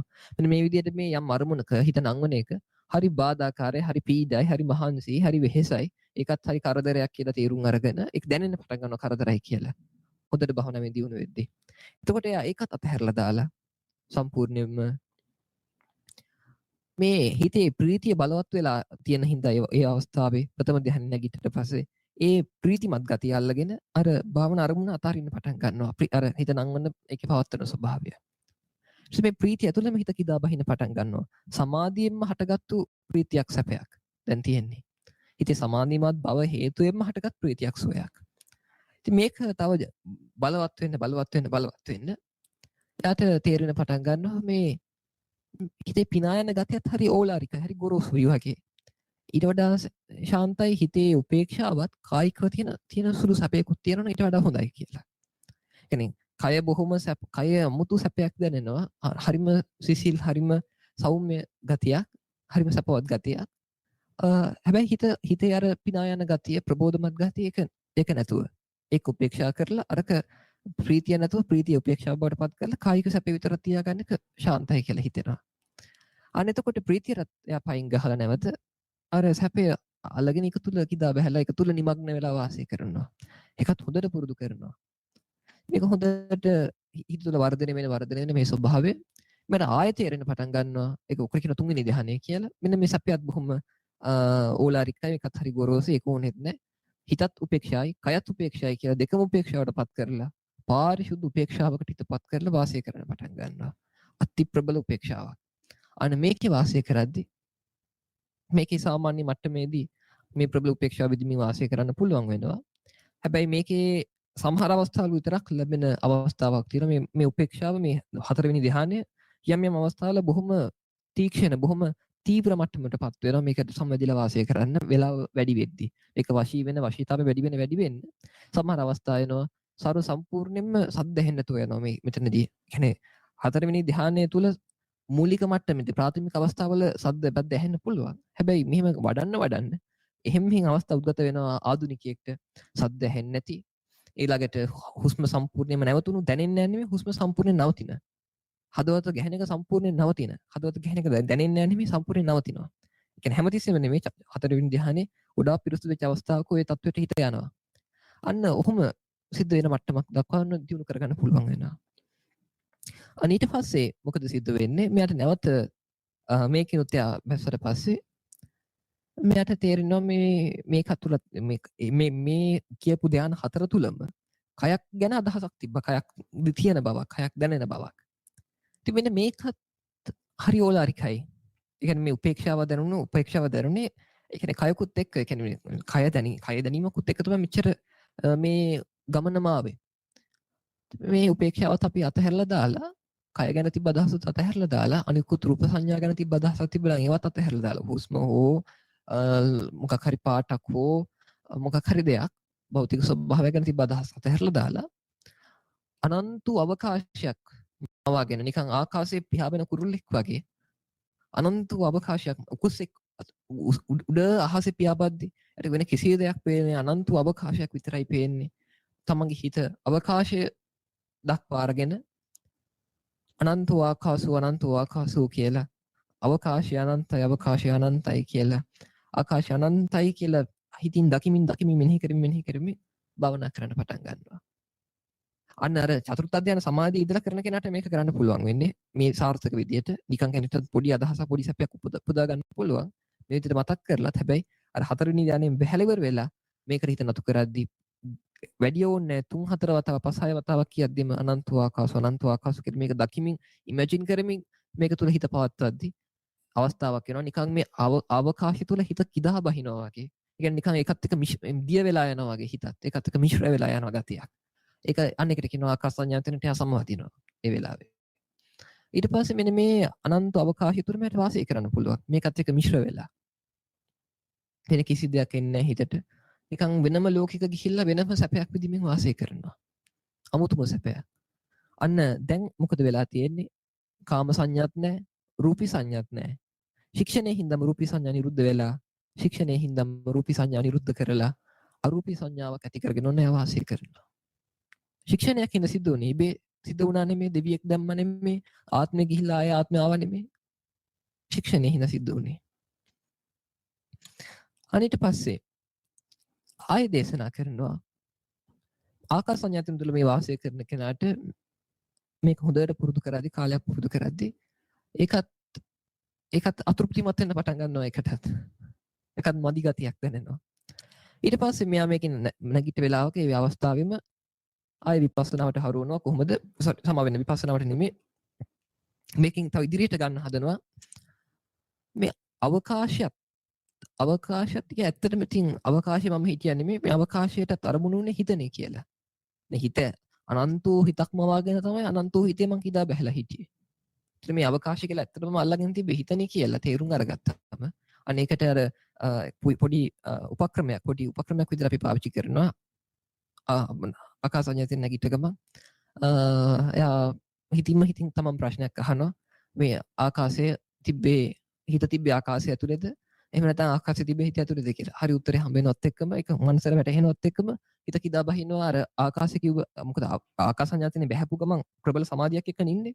උත්තරේ හම්බෙනවත් එක්කම ආකාශය කියන අදහස අයින් වෙලා ගිහිල්ලා අර පැතිරුණු ගතිය අර කිදා බහැපු ස්වභාවය හිත යනවා පැතිරුණු ගතිය වෙනුවට අනන්ත වූ දැනීමක් කියන එක.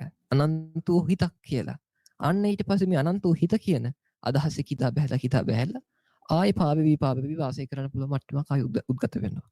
ඒකට කියනවා විඥානං ඡායතනය කියලා. ඊට පස්සේ මේ ඕනම කෙනෙක්ට කරන්න පුළුවන් දෙයක්. හැබැයි එක අවශ්‍යතාවයක් තියෙනවා. අත්‍යන්ත අවශ්‍යකයක් තියෙනවා. ඒ තමයි කාය විවේකය. මේක හදාගන්න නම් යුතුයකම් වගකීම් ගොඩක් දේවල් වල කැප කරන්න සිද්ධ වෙයි ඔබට. ඉතින් මෙන්න මේ විඥානං ඡායතනයත් හොඳට පුරුදු කරද්දී නැවත නැවත සමාදෙද්දී මෙන්න මේකත් ගැන අතෘප්තිමත් වෙන්න පටන් ගන්නවා මෙයා.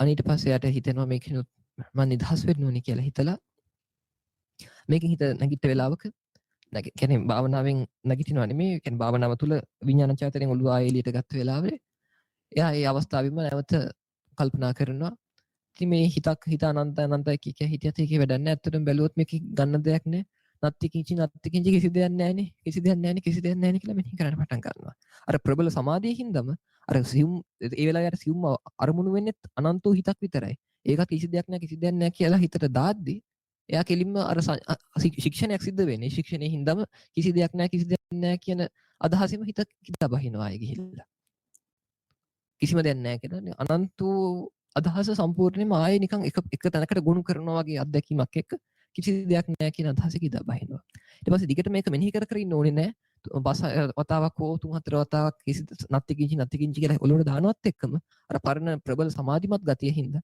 කිදා බහැලා කිසි දෙයක් නැහැ කියන එක චිත්ත අභ්‍යන්තරයේ තියෙන සංඥාවක් විදියට තියාගෙන තැම්පත් කරගෙන ඒ සමාධිය තුල වාසය කරන්න පුළුවන් වෙනවා හිත එල්ලගෙන ඒකේ අනික තමයි මේ මට්ටම ඒකට කියනවා ආකින්ච සංඥායතනෙ කියලා එතකොට මේ ආකින්ච සංඥායතනෙ ඉඳලා තමයි සංඥා වේදිත නිරෝධයට හිතපත් කරගන්නේ හැබැයි බුදු කෙනෙක් පහළ වෙන්න කලින් ඒ හිටපු ශාස්ත්‍රුන් වහන්සේලාට ඒ හිටපු කට්ටියට මේකේ නොතේරුම් කමක් තිබ්බා මේ කියන්නේ මේක ඊට පස්සේ ඒගොල්ලෝ කල්පනා කරපු දේ තමයි දැන් කිසි දෙයක් නැහැ කිව්වත් මෙතනක් තියෙනවා ඉතින් හඳුනා ගැනීමක් කිසි දෙයක් නැහැ කියන එකත් ඉතින් හඳුනා ගැනීමක් නේ හැබැයි මේ හඳුනා ගැනීම සල්ලෝ මේක රෝගයක් වගේ මේක ගඩුවක් වගේ පපුවෙන් වෙච්ච හුලක් වගේ හරි කරදරයි හැබැයි ඉතින් හඳුනා ගැනීම නැති වුණොත් මැරුණා වගේනේ එහෙම තිබුත් වැඩේ හරියන්නේ නැහැ ඒකට බය වුණා ඒ හින්දා වඩා හොඳ දේ තමයි සංඥාවක් ඇත්තෙත් නැහැ කියලා ගන්න එක කියලා හිතලා තමන්ගේ ඒ නත්ති කිංචි කිව්ව හඳුනා ගැනීමටම හිත තියලා ඉවර වෙලා මොනවාද ඒතං සන්තං ඒතං පණිතං ඒතං සතං ඒතං පණිතං කියලා මෙනෙහි කරන්න පටන් ගත්තා ඒගොල්ලෝ. අන්න ඒ විදිහට මෙනෙහි කරද්දි 3-4ක් මෙනෙහි කරනත් එක්කම හිත කිදා බහිනවා. අර නිකන් හඳුනා ගැනීම නත්ති කිංචි කියන අදහසක් නැති වෙලා ගිහිල්ලා කිසිවක් නැහැ කියන අදහස නැති වෙලා ගිහිල්ලා නිකන් සියුම් දැනීමක් තියෙනවා නැහැ කියන්නේ මේ එහෙම තියෙනවා නැහැ කියලා හිතනවා නෙමෙයි සියුම් දැනීමක් එනවා ආයෙ නිකන් අමුතු නැති ගතියක් දැනෙනවා. ආයෙ නිකන් දැනගන්න ගතියක් දැනෙනවා. ආයෙ ඒක නැති ගතියක් ෆීල් වෙනවා. අන්න ඒ විදිහේ තත්වයකට උද්ගත වෙනවා. ඒක කියනවා නිව සංඥා නාසඤ්ඤායතනෙ කියලා. එතකොට දැන් සාසනය කරන කෙනා මොකද සිද්ධ කරන්නේ? ඒක එතන විපස්සනාවක් කරන තරම් හරි අමාරුයි. අති ප්‍රබල සමාධියක්. ඒ හින්දා එතනට යන්නේ නැතුව මේ 7 වෙනි අරුප ධානයට ගිහිල්ලා කියන්නේ ආකින්ච සංඥායතනෙ ඉඳලා නත්ති කිංචි කියන තැනින් බැස ගමන් එයා කොහොමද ඔන්න මෙන්න මෙහෙම කල්පනා කරනවා. මෙහෙම විපස්සනාවට නගනවා ඒක. මෙන්න මේ කියන්නේ යම්තා චේතනා කිරීමක් වේද මේ චේතනා කිරීම හරි හිතට බරක් කියලා තේරුම් ගන්න පටන් ගන්නවා. කොහොමද? මෙන්න මේ චේතන ඇතිවීම මහා කරදරයක්. චේතනා නැති වෙනවා නම් හොඳයි කියන අදහස. කියන්නේ හිතේ කිසිම සකස් කිරීමක් කිසිම අරමුණක් හිතට නැති ගතියමයි හොඳ කියලා තේරුම් අරගෙන ඒ මොහොතේ යම් නත්ති කිංචි කියලා දෙකෙන් නැගිට ගමන් 아무තු සියුම් වේදනාවක් තියෙනවා. වේදනාව දැනෙන ගතිය, හඳුනා ගන්න ගතියක් තියෙනවා. මෙන්න මේ දෙක තේරුම් අරගෙන මේ වේදනාව ඉතින් එක පැත්තකටත් හඳුනා ගන්න ගතිය ඉතින් තවත් පැත්තකටත් ඈඩ් කරපු තැන හිත ਸਰව සම්පූර්ණයෙන්ම මම කිසි දෙයක් හිතන්නේ නැහැ කියලා හිතාගෙන කිසිම අරමුණක් හිතර ගන්න නැහැ කියලා හිතාගෙන හිතින් හිත දිහා එක එල්ලේ බොහොම තීක්ෂණව තීව්‍ර විදිහට අරමුණු කර ගන්න පටන් ගන්නවා. දැඩි ලෙස මේක මේ විදිහට බලාගෙන අරමුණු කරගෙන ඉද්දී හිතට කිසිම චේතනාවක් එන්නේ නැතුව වෙනවා. මොකද පෙර සමාධිය බොහොම ප්‍රබලයි. දැන් ධාන 7ක් පාස් කරන් ඇවිල්ලා තියෙන්නේ. ඉතින් මෙතන සමාධිය අතිශය ප්‍රබලයි හින්දා. මෙතන ඉඳලා ආයෙ කල්පනා කරනවා මේ කිසිම චේතනාවක් ඇති නොකර ගැනීමයි කළ යුත්තේ කියලා. මොකද අනිත් අර කලින් පිටිස හිතුවේ එහෙම නෙමෙයි. මොකුත් නැති වෙලා තිබ්බොත් ඒක මැරුණා වගේ. ඒ වැඩේ හරියන්නේ නැහැ. බය වුණා. මෙච්චර කාලෙක බුදු කෙනෙක් පහළ වෙලා තමයි පැහැදිලි කරන්නේ. අන්න මේ අபிසඤ්ඤා නිරෝධය කරන්න පුළුවන් ක්‍රමේ තමයි 7 වෙනි එකේ ඉඳලා මම පැහැදිලි කරගන්නවා කොහොමද නැති කිංච කියන තැන ඉඳලා මේ චේතනාවක් ඇතිවීම කරදරයි දුකක් පීඩාවක් මේක නැතිකමම හොඳයි කියලා. ඉතින් හිත දිහා ඒ නිරෝධයම බලාගෙන ඉන්නවා. කිසිම චේතනාවක් ඇති කරගන්න නැතුව. ඒක වඩා සාර්ථකව සිද්ධ වෙනවා. ඒ මොහොත තුල තිබ්බ හඳුනා ගැනීමත් ඒක විදින ගතියත් හිතින් අයින් කරලම ඒ කියන්නේ දැන් එතන වින්දනයක් තියෙනවා හඳුනා ඒක ඒකෙම ඒ නැති කිංච කියන හඳුනා ගැනීම තියෙනවා. ඒ දෙක හිතින් දෙපැත්තට ඈත් කරලම හිතින් බලාගෙන ඉන්න තැන කිසිම චේතනාවක් ඇති කරගන්න නැතුව එයාගේ හිතේ හැමම අර බුදුරජාණන්සේ වචනකින්ම දේශනා කරලා තිබ්බා සෝ නිරෝධෝ පුසති කියලා. අනහෙතෙම නිරෝධය ස්පර්ශ කරනවා කියලා හිතින්. සබ්බ සංඛාර සමතයක්. මේ සම්පූර්ණයෙන්ම ලෝකේ ප්‍රෝග්‍රෑමින් එකෙන් සර්ව සම්පූර්ණයෙන්ම නිරුද්ධ වී යාමක්. ඉතින් ඕක අනාගාමී කෙනෙක් ඕක හරියටම සිද්ධ කරා නම් කියන්නේ ඕක හරියටම 100%ක් හරියටම සිද්ධ වුණොත් එයා නිරෝධය ස්පර්ශ කරලා නැගිටිනවත් එක්කම අනාගාමී වෙනවායි කියනවා. එහෙම නැත්නම් රහත් වෙනවායි කියනවා. ඉතින් හරියටම සිද්ධ වුනේ නැත්නම් ඕක කියන්නේ හරියටම සිද්ධ වුණොත් ওই නිරෝධය ඔහොම ඉතින් ගැඹුරට ගිහිල්ලා අන්තිමට සිහි නැති වෙලා ඕක තුල ඉන්න පුළුවන් මට්ටම දක්වා උද්ගත වෙනවා. ඒ කියන්නේ කිසිම ගැඹුරු නින්දකටපත් වුණා වගේ කිසිම දෙයක් ඇහෙන්නේ නැහැ දැනෙන්නේ නැහැ හිතෙන්නේ නැහැ. ගල් පිළිමයක් වගේ ඉන්න පුළුවන් මට්ටමකට යන්න පුළුවන් ඔන්න ඔහොම තමයි. ඕකේ අර උච්චතම අවස්ථාව තමයි දවස් 7ක් ඉන්න පුළුවන් එක. ඊට පස්සේ අර පුළුවන් එක දවස් දෙකක් අත්දැක්කොත් අදිෂ්ඨාන කරලි වෙලා වාසය කරන්න දවස් 7ක් දක්වා උපරිම. ගල් පිළිමයක් වගේ කිසිම දෙයක් කන්න බොන්නේ නැතුව නැගිටින්නේ නැතුව. ඉතින් එතකොට ඒක පුළුවන් වෙන්නේ අනාගාමී කෙනාට. හැබැයි ඔක හරියටම සිද්ධ උනේ නැති වුණත් අන්නේ පුද්ගලයාට මේ නිරෝධය ස්පර්ශ කරලා ඒකේ නිරෝධය ස්පර්ශ වෙමින් තියලා නැවත ඒක ඇතුළට කිදා බහින තමයි සම්පූර්ණයෙන්ම සංඥා වේදනා දෙක සර්ව සම්පූර්ණයෙන්ම නැති වෙලා ගිහිල්ලා අර සිහි නැති වෙච්ච තත්වයක් මුද්ගත වෙන්නේ. හැබැයි ඒ තත්ත්ව උද්ගත වෙන්නේ අනාගාමී වුණොත් විතරයි. අනාගාමී කෙනෙක්ට විතරයි කියලා වෙනම ධර්මයේ පැහැදිලි වෙනවා. ඉතින් එතකන් සියුම්ම දැනීමක් තියෙන පුළුවන් ඒ කෙනාට. හැබැයි හරියටම සිදු වුණොත් ඒක අත්දැකලා ඉවරලා ඒක නැගිටිනවත් එක්කම ඒ කෙනා අනාගාමී වෙනවා පළවෙනි අවස්ථාව වෙනවා. ඉතින් අන්න ඔහම තමයි සිද්ධාන්තය අන්න ඕක තමයි අනුපුබ්බ අபிසඤ්ඤා නිරෝධ සම්පජාන සමාපත්තිය. අනුපූර්ව වශයෙන් අනුපිළිවෙලින් මේ ගැඹුරු උසස් මට්ටමේ හඳුනා ගැනීම නිරුද්ධ කරලා දාලා ඒකට සතිමත් වෙලා ලබන සමාපත්තිය. ඉතින් මෙන්න මේ අනුපුබ්බ අபிසඤ්ඤා නිරෝධ සම්පජාන සමාපත්තිය මේ ජීවිතේම අත්දකින්න ලැබේවා කියලා ඔබ සියලු දෙනාටම මම ආශිංසනය කරන ඔබ සියලු දෙනාටම නිවන් සුවපත්පත් වේවා.